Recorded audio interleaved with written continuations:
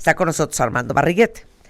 Y Armando Barriguete, que es doctor en psicoterapia psicoanalítica, aparte es especialista en conductas alimentarias, obesidad, del Instituto Nacional de Ciencias Médicas y Nutrición, director de la Clínica Ángeles de Trastornos de la Conducta Alimentaria.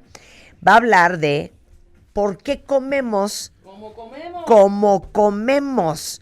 No solamente es una necesidad física, nuestra alimentación depende de muchos factores, pero sobre todo de las emociones. ¿Sabes qué? Nunca había oído el trastorno por atracón hasta que conocí a Armando Barriguete, cuentavientes. Y apellidándome Barriguete, y Barriguete, o sea, te digo, en casa del jabonero el que no cae resbala y al que no lo empujan.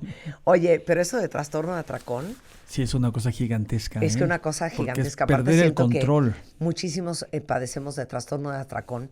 Bueno, anorexia, bulimia. Y hoy vamos a hablar con Armando de por qué comemos como comemos. Sí, es un tema gigantesco. Es un tema que tiene que ver con nuestra manera de buscar regularnos, ¿no? De lo que hablaron al principio es que uno siempre tiene que buscar su punto de flote, ¿no? En todo, en la vida. Y la conducta alimentaria es un modelo natural que busca la estabilidad del ser humano en lo físico y en lo emocional. ¿Cómo? Sí, cuando uno es bebé, platicamos la vez pasada y te vamos a platicar un poquito más, cuando uno es bebé y vive la tensión, sí, ustedes recuerden cuando han tenido hijos, primos, sobrinos y uno lo carga, cuando tiene tensión, llora. Es una manera de expresar la tensión. Y cuando están muy chiquitos, esta tensión, la mamá recurre rápidamente al pecho y el bebé descubre muy rápido que cuando yo como se me acaba la tensión. Entonces todos tenemos este registro desde muy temprano y no hay ser humano que en momentos de tensión no nos recarguemos en la comida. Platicamos cuando estamos en una reunión grande y de repente al lado hay un plato de cacahuates, ¿no? Y volteas y ya no hay cacahuates. Y volteas alrededor y no hay nadie. Y no te gustan los cacahuates. Sí. Quiere decir que tú tupiste los cacahuates porque estabas tenso y no sabías qué hacer porque las uñas no te alcanzan o la pluma no la tenías cerca o la pata no la podías mover porque estabas parado. Entonces, todo ser humano, ¿sí?, en momentos de tensión nos recargamos en la conducta alimentaria. A veces puede ser dejando de comer también, pero generalmente es comiendo o comiendo de más. Entonces, algo que no nos han enseñado, que es muy importante que hoy les enseñemos y que los que no nos han enseñado lo practiquemos, es que tenemos dos registros naturales que nos hacen estable, que nos dan nuestro punto de flote. Uno es el registro de las emociones y otro es el registro de la saciedad.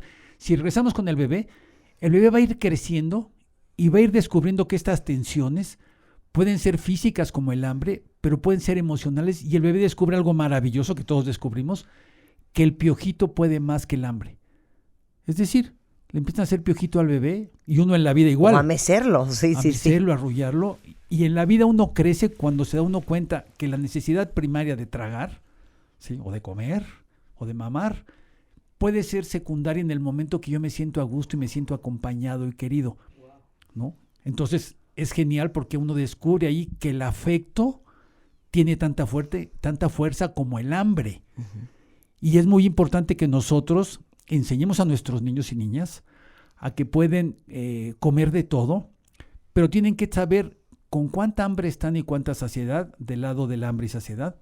Y del lado de las emociones, promover mucho que podamos identificar y expresar nuestra emoción. ¿Cómo te sientes? Sí, pero aparte de ya cómo te sientes, por ejemplo, yo me siento mal hoy, ¿no? Me siento mal. ¿Y por qué?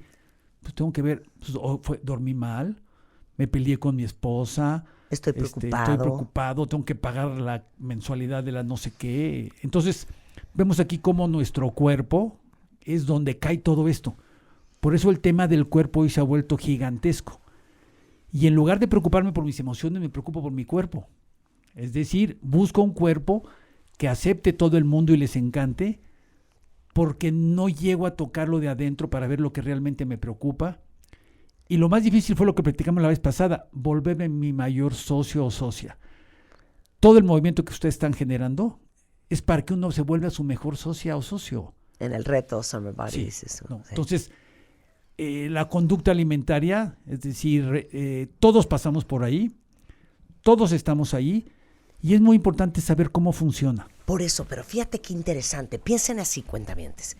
¿Cómo comen ustedes?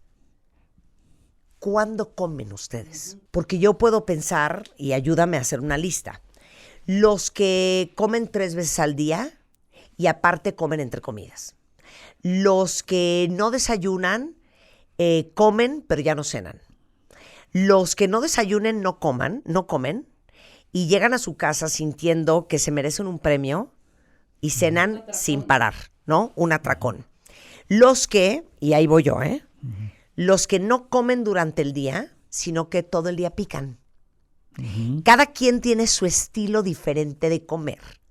Y hay una segunda variable. ¿Cuándo estiras la mano para agarrar algo de comer? ¿Cuando estás aburrido? ¿Cuando estás ansioso? ¿Cuando estás nervioso? ¿Cuando te pusiste tenso? ¿Cuando te quieres dar una recompensa? Entonces vas y buscas una galleta, abres el refri a las 12 de la noche, yo voy y le meto el dedo a la crema de cacahuate. O sea, ¿cuáles son sus disparadores emocionales? Piénsenlo. Porque dijiste algo muy interesante. Estamos obsesionados por nuestro cuerpo y viendo cómo lo componemos, cómo lo mejoramos, qué más hacemos, cómo comemos diferente, qué otro ejercicio, pero no estamos obsesionados con entender nuestras emociones y no entendemos el gran vínculo que hay entre el resultado de uno con la presencia del otro. Está buenísimo. ¿No? Y hay un ejercicio que nosotros le sugerimos a nuestras jóvenes y a nuestros no tan jóvenes de ambos sexos es, yo digo, barriguete, porque dicen Barry o barriguete, depende, ¿no? Barry cuando se despierta siempre se pregunta cómo se siente, ¿sí? Y no me pongo en flor de loto ni nada, pero sí me pregunto cómo estás, Armando, porque también es muy interesante que tú veas tú cómo te hablas a ti. Porque hoy la gente se habla muy feo a sí mismo y se regaña. Claro. Entonces, cuando yo me pregunto cómo estoy, yo sí me contesto cansado, triste, alegre, me siento de pelos, es decir, ¿no? ¿Por qué siempre es muy importante que yo lo haga? Porque en el momento que yo pase por el baño a un espejo, cuando yo me vea, va a ser coherente lo que yo me dije con lo que yo veo. A ver, ¿otra vez? Sí. Barajéamela más despacio. Sí. O sea, si yo ese día amanezco feliz y me digo, estoy muy contenta, estoy entusiasmada, me siento motivada, paso enfrente del espejo. Y te ves feliz. Te ves feliz, te ves bien. No te vas a ver si el pelo se te movió o la oreja más grande que el otro. O sea, el estado de ánimo influye en tu autopercepción. Totalmente. Porque si uno no está bien, Uh-huh. uno tiene automáticamente tendencias destructivas. Sí, pero si me digo, no estoy bien, porque sí, porque yo puedo decir, porque también tengo uno que puede decir, hoy me siento de la fregada, hoy me siento muy cansado, o me siento triste, o me fue de la roña ayer, ¿no? Hoy me va a ir de la roña porque o tengo examen y no estudié, va a estar de la roña. Pero si me lo digo, me quedan 2 horas, le voy a marcar al aplicado de al lado, a la niña que contesta todo y que me eche la mano, es decir, buscas una solución a tu tensión emocional. Claro. Si no la buscas, te cae encima el peso tuyo y de toda la visión de la sociedad de lo que es negativo. Claro. Es horrible. Sí, no, cero. Estamos tratando de entender el hambre física versus el hambre emocional, nuestro registro de saciedad, nuestras emociones. Sí, y ahorita estábamos platicando de algo muy importante, es de que cada quien tiene horarios diferentes de repente para comer y come uno de diferente manera. Pero es fundamental que uno sí tenga su horario de desayuno, comida y cena de manera ordenada. Ajá. ¿Sí? ¿Por qué? Porque tu cuerpo va a empezar a tener registros muy claros de lo que es el hambre, que en la mañana es poquito, por eso hay mucha gente que dice yo no tengo hambre, porque sí, el registro del hambre es muy poquita, y el de la saciedad también. A mediodía uno ya se mueve, hace más cosas, el registro del hambre es mayor y de la saciedad es también importante. Lo fundamental es no llegar a la hora de la comida, sí, sin haber comido nada, porque el hambre va a ser mucha y tendemos a comer de más. Y en la cena también el registro es chiquito. Hay gente que come colación, hay gente que no come.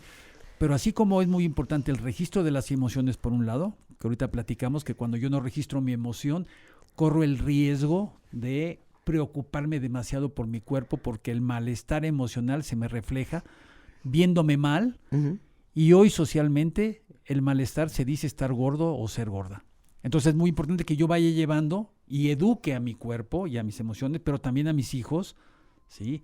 Que sepan que en la mañana hay que desayunar, ¿no? No desayuna uno chilaquiles con carne, no sé qué, como quien no desayuna y a las 12 se echa su almuerzo, pero que sí desayunen algo. Es importante que tengan energía y que su cuerpo y su metabolismo esté activo y recibiendo alimentación. ¿Por qué? Recuerden que nosotros venimos de siglos y siglos sufriendo hambre. Hasta el siglo XIX, el 90% del tiempo que dedicaba la gente era para trabajar, para tener que comer. Es decir, no había comida todo el tiempo. Si ustedes preguntan con sus abuelos o les platican, es decir, la gran preocupación era que comieran. Es decir, mi abuela me daba unos vasos de leche, yo era el flaco, es decir, que me ponía hasta chinito, ¿no? Es decir, si había una preocupación. Después la preocupación fue a que nos educáramos, pero la primera era que comiéramos. Es decir, tenemos muy poquito tiempo donde ya empieza a haber comida para todos, que hay gente que todavía sufre, ¿no?, de malnutrición, pero empieza a haber muchísimo más comida. Y nos vamos al otro extremo en donde vivimos en una sociedad obesogénica. Es decir, por un lado, primero no comíamos nada, empezamos a tener comida, acceso a diferentes tipos de comida, y ahora nos dicen, ya no coman mucho, ¿sí? Cuídense la comida. Y el tema de obesidad, que al principio de siglo era como signo de abundancia, hoy se vuelve grave porque la mayoría, el 74% de la población adulto mexicana tiene sobrepeso u obesidad. Entonces es fundamental que nos eduquemos en el comer de manera ordenada, pero también en el que yo tenga mis registros emocionales de manera clara. ¿Por qué? Porque cuando yo no tengo mis registros claros, el riesgo grande es que mi manejo de la atención lo recargue con la comida. Es el tema grande que generalmente hace que nos tropecemos.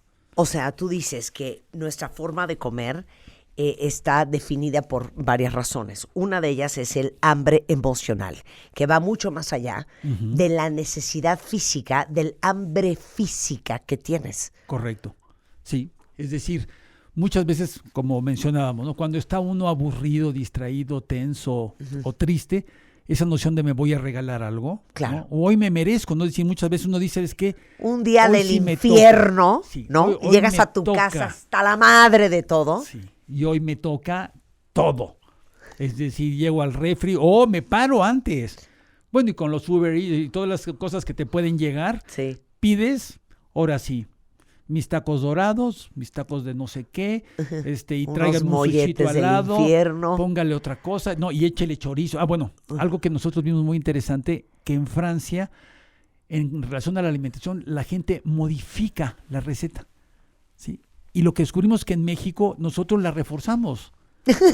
¿Cómo? Le echamos crema, queso, salsa y sal. Sí. Es decir, una bomba, ¿no? Es decir, nos gustan los sabores fuertes, los sabores llenos de sabor poco grasoso. Sí, sí. Porque también tendemos a tener periodos de ayuno muy largo.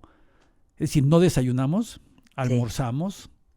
Después de ese almuerzo no comemos, ¿sí?, y cenamos muchísimo. Es decir, tenemos a veces nada más 2 comidas, pero son muy grandes. Y son comidas tan grandes que te quedas dormido. En el trastorno por atracón, por eso se caracteriza. La gente llega a adquirir el sueño, pero es por el atracón que se echaron. Es decir, sufren de insomnio, pero el atracón que se avientan, ¿no? 4 tortas, 2 pasteles, 2 refrescos de los grandes, pues bueno, termina uno cuajado, porque toda la sangre se va al estómago, ¿sí? En el coco circula poca sangre, y yo cansado o cansada de todo el día, no habiendo dormido bien el día anterior, pues me duermo como muerto.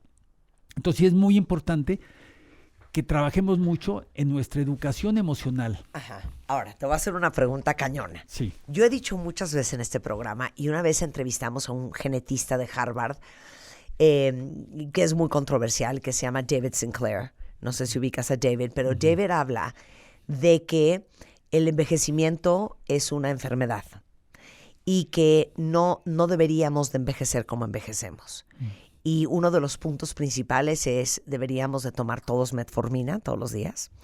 Y 2, que comemos mucho más de lo que el cuerpo necesita, ¿no? Él come una vez al día, él come solamente una vez al día y porciones muy pequeñas. Entonces, justamente, él cuestionaba este invento de que comamos 3 veces al día y comamos en cantidades industriales. A lo que yo voy es, ¿tú qué opinas sobre esta teoría? Que yo sí siento, que los seres humanos comemos mucho más de lo que el cuerpo necesita. Y estoy pensando en una alimentación típica, Te despiertas, te metes 2 huevos, te metes un pan tostado, un bolillo o una concha, te tomas una taza de café y te tomes un plato de fruta. A mediodía te comerás a lo mejor unas galletas o te comerás, yo qué sé, unas papitas. A la hora de la comida te sientas, te metes un plato de sopa, te metes una carne, te metes arroz, te metes 4 tortillas y aparte a lo mejor unas verduras, unas rajas con crema. En la noche te cenas 4 quesadillas. O sea, ¿de qué me estás hablando? Yo oigo eso y digo, es que sí estamos comiendo demasiado. Totalmente de acuerdo. ¿De acuerdo conmigo? Sí, pero un pasito antes. Sí, un pasito antes. Eso es lo que yo comía cuando yo era nadador. ¿Sí? Yo nadaba 5 horas diarias. Eso come Michael Phelps. No, yo nadaba 5 horas diarias y los días de fondo eran 18 kilómetros en un día, ¿no? Yo comía eso y quizás un poquito más. Bueno, tenía 18, 20, 22 años. El problema es que seguimos comiendo como si nos moviéramos como antes. 1, como si nuestro metabolismo fuera de jóvenes. 2. Y 3, nosotros tenemos que adecuar. La vez pasada platicamos de algo muy interesante, que toda conducta es saludable o de riesgo dependiendo de la frecuencia e intensidad de esta conducta y dependiendo de tu momento de ciclo vital. ¿Sí? Sí, es decir, que tú puedes comer y moverte mucho, ¿sí? Pero si tienes 18 o 20 años, pues está perfecto. Cuando se te mueve el calendario, tú tienes que irte modificando tu ingesta. Y otro tema muy grande, talla pequeña. Es decir, no hacemos nosotros todas las cosas en relación a nuestra talla. Uh-huh. Por ejemplo, en el sureste, nuestro riesgo de obesidad es gigantesco porque toda nuestra cultura, ¿sí?, de origen maya son de talla pequeña. Sí. Y el problema es que todos, ¿sí?, las medidas, las porciones siguen siendo para grandotes. Entonces, tiene razón este señor, que tenemos que adecuar de acuerdo a tu edad, a tu composición y a tu movimiento. Hace 10 años que hice una dieta del infierno, que eran 3 licuados al día. Eso era lo único que comía, cuentavientes.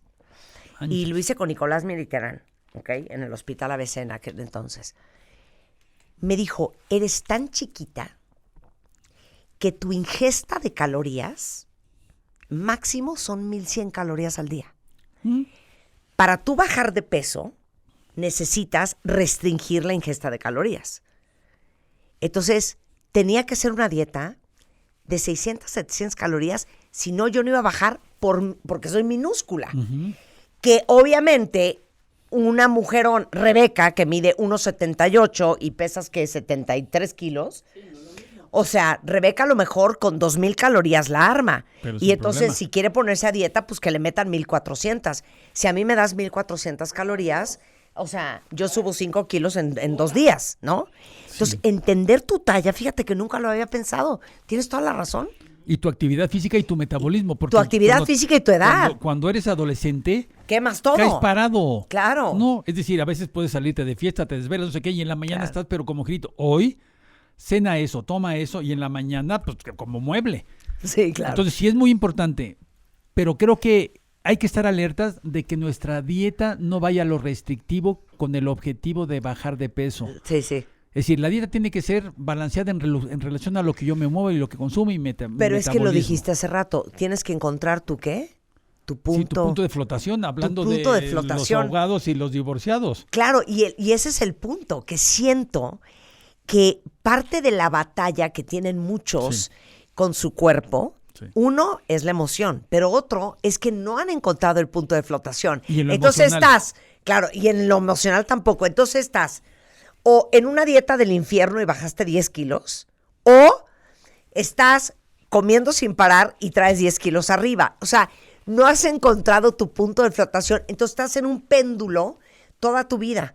Bueno, ¿cuántos de ustedes no pueden decir, no, es que yo tengo ropa para cuando estoy gordita y tengo ropa para cuando estoy flaca, porque yo doy esos bandazos porque no has encontrado tu punto de flote. Sí, y si yo le sumo, ¿sí?, que yo quiero que mi punto de flotación en lo emocional sea mi mujer, Sí. ya nos complicamos. Es decir, la podrás querer mucho, pero mi punto de flotación se llama Armando. Claro. Es decir, nosotros siempre queremos un socio para la vida que me aguante, que yo nos sea lo aliviane. máximo. No, y que yo llegue y que me echen porras. Y Sí. por eso las mascotas tienen un éxito gigante, porque tú entras y te mueven la colita. Sí. Son por las croquetas, no es que te adore, ¿sí? Pero entonces sí es muy importante que nuestro punto de flotación seamos nosotros, Ajá. ¿sí? Y nos asociemos a puntos de flotación semejantes a donde yo me quiero mover. Eso es muy importante. O sea, esta teoría que decimos mucho de que si tienes 5 amigos borrachos, ¿tú vas a ser el sexto? Sin duda. A ver, explica. Sí. Esto es maravilloso. Es decir, mi entorno es una bocina, ¿sí?, que va a reflejar mis vibraciones hacia los lados que sea, pero ellos también generan vibraciones y generan ritmos. Todos tuvimos amigos simpaticísimos que llegaban en la noche con mariachis. Cuando ya vives con tu novia ya la tercer mariachada le da cosa. El día que nace el bebé y llegan los mariachis, se termina la amistad con el de los mariachis. Es decir, va uno moviéndose hacia entornos favorables o entornos saludables o entornos de fiesta. Por eso también el que es borracho dice, pero pues si yo soy el que tomé menos, pues si el otro, ¿no?, lo llevaron en se grúa. metió la pata entera de ¿no? Bacardí, claro. Entonces sí es muy importante mi entorno, pero siempre tengo que regresar a saber que solo yo me aguanto, yo solo me despierto conmigo. Entonces sí tengo que preguntarme cómo me siento y tengo que acompañarme para poder desayunar en relación a lo que me muevo.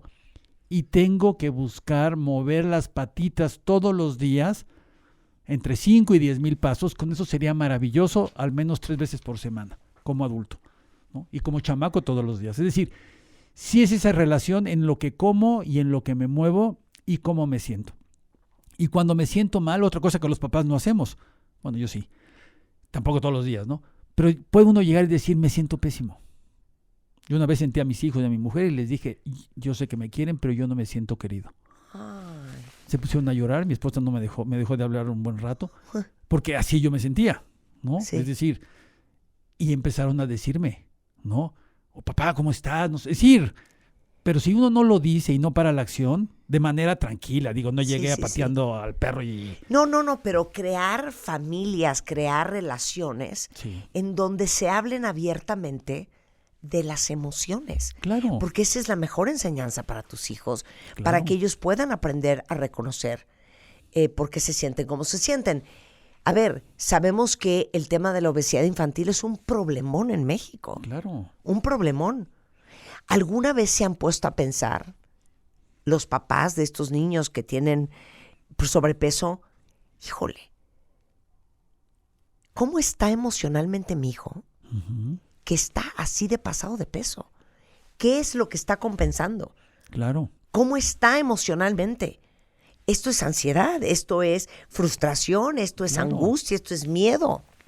Y se va volviendo un círculo vicioso muy difícil de sacarlo después, porque ya el tema del hambre emocional, el tema de comer, se vuelve gigante. Claro. Ok, no quiero que se nos acabe el tiempo sin que hables de una cosa que con esto quiero que se queden todos. Mindful eating. Uh-huh. ¿Cómo se dice en español? Alimentación consciente. Sí. ¿Qué es eso? Sí. Es decir, es muy importante en las emociones y en la parte física que estés en tu momento. Es decir, por ejemplo, la parte interesante de ahorita es que estamos los 3 o las 4 en el momento en donde estamos aprovechando nuestra parte emocional, nuestra parte física y estamos viendo qué estamos haciendo. Cuando uno come, hay una tendencia muy grande a no estar en lo que uno está. Es decir, la gente come con el celular al lado, con la laptop abierta y con la tele. Es decir, a veces traes triple pantalla, ¿sí? O a veces comes caminando. Por ejemplo, los franceses dicen, yo hoy no comí, me comí un sándwich, ¿sí?